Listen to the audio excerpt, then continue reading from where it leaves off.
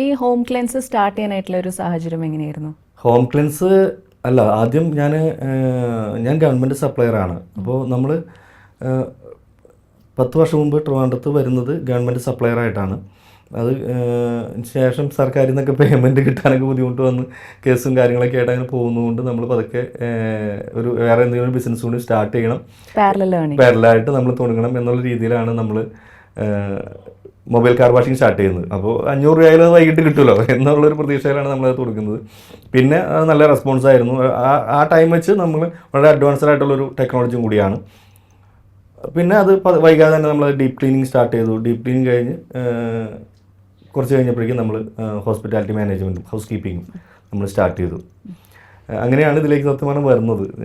പിന്നെ ക്ലീനിങ് നമുക്ക് മുൻപേ ഒരു പാഷനാണ്. കാരണം ഞാൻ എറണാകുളത്ത് പവർ ലോണ്ടറി നടത്തിക്കൊണ്ടിരുന്നതാണ്.